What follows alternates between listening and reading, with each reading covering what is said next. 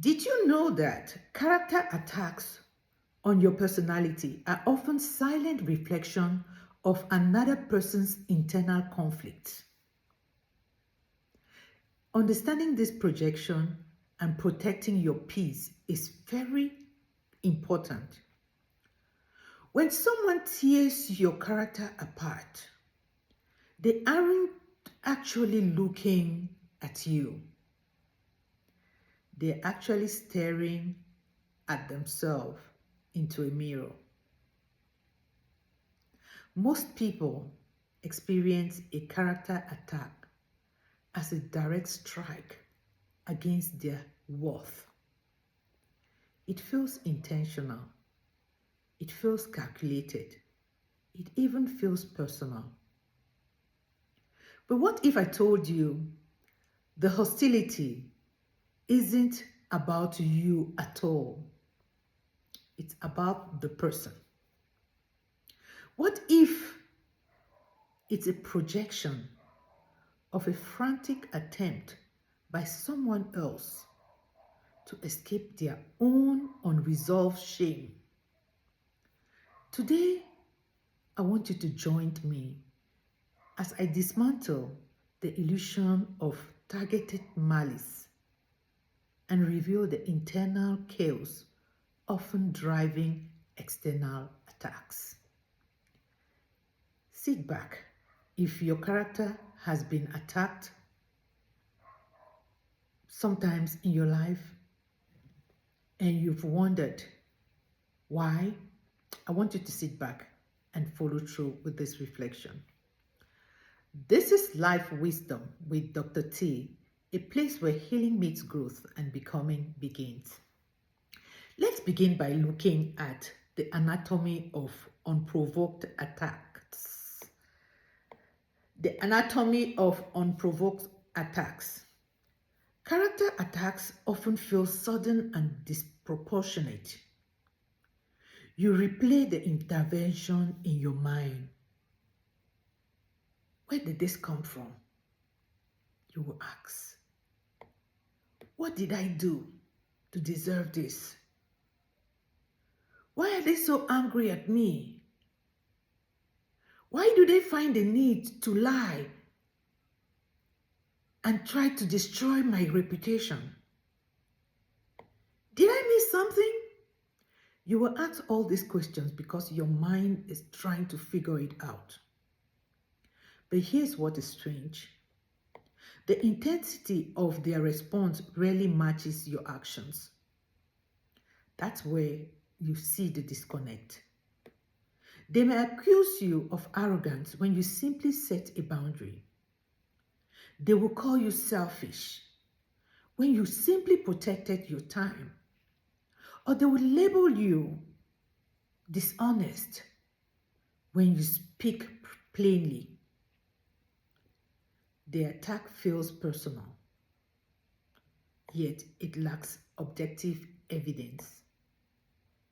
This is the first clue. You may not be the source of their emotion. Outbursts like these often function as social smoke screens. The noise distracts from something deeper, an internal narrative they struggle to face. Let's look at the psychology of the mirror. There is a well-documented psychological mechanism called projection. And projection occurs when a person cannot tolerate a trait, insecurity, or failure within themselves. So they externalize it onto someone else. And usually this someone else could be a close relative, a close friend, a sibling, a child, or even your spouse. In other words, they accuse you of what they fear about themselves. If they call you insecure,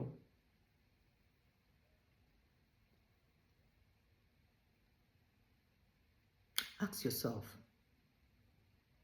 is there any evidence, or is that word revealing more about them? If they label you manipulative, consider the question: is it possible that they are uncomfortable with their own controlling tendencies?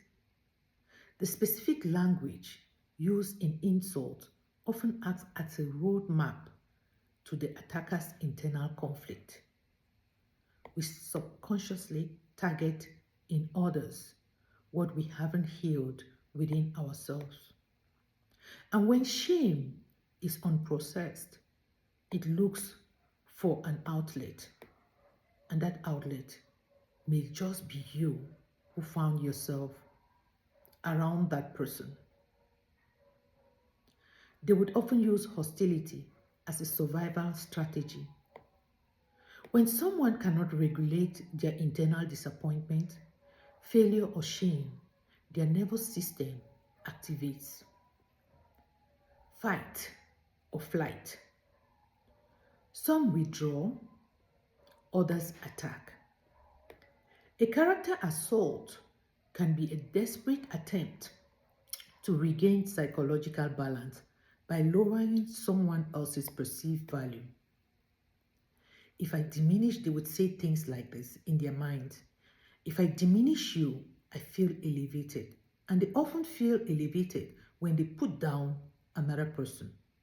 If I expose you, I avoid exposing myself because people tend to look at you as the bad guy and they will look at me as the good guy. So I better expose you as the bad guy and tell all your bad habits or whatever they choose to lie out there. If I criticize you, I distract from my own inadequacy. Oh, people will not want to look at me or try to check me out because I've already put you forward and I've destroyed you and people know you as the bad guy. This behavior does not excuse harmful behavior. It reframes it. The aggressor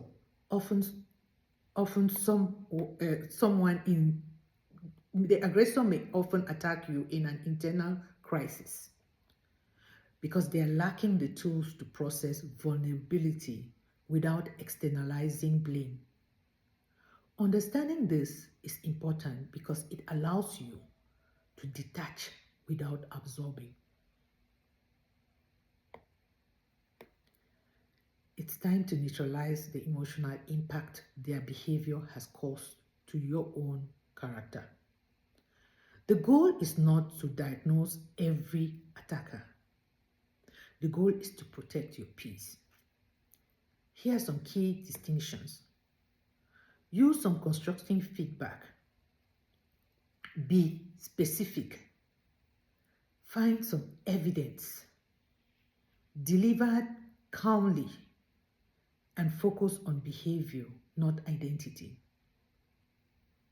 When you provide constructive feedback, you will see that you're going to be helping the situation a lot. Projection, you can also use projection-based attacks. Projection-based attacks can be vague, emotionally charged, identity-focused.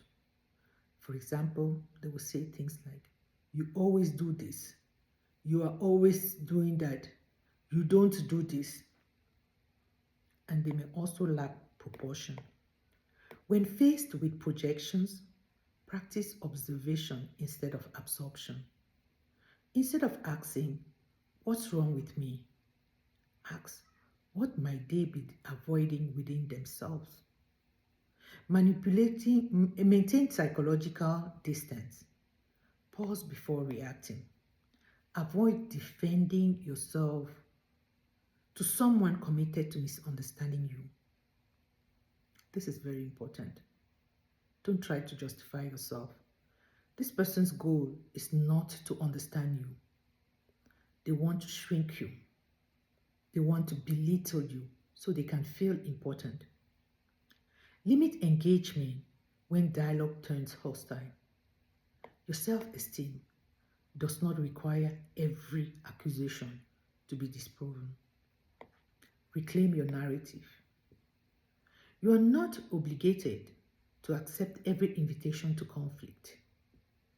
Sometimes the most powerful response is disengagement, declining to participate in someone else's internal war is not weakness, it is discernment. So you must set boundaries. You may say things like, I'm open to constructive feedback, but not personal attacks. I won't continue this conversation if it becomes disrespectful, or simply stay silent. You shift from being a victim of an attack to being a witness to someone else's struggle. In doing so, you reclaim your narrative. You understand the outburst was a reflection, not a revelation about your worth. If this reflection resonated with you, please comment below the word mirror. Share this with someone who needs to stop absorbing what was never theirs to carry. And remember, not every accusation is a diagnosis of you. Sometimes you are simply the reflection someone else is not ready to face. Thank you for listening. Please make sure to come back for more.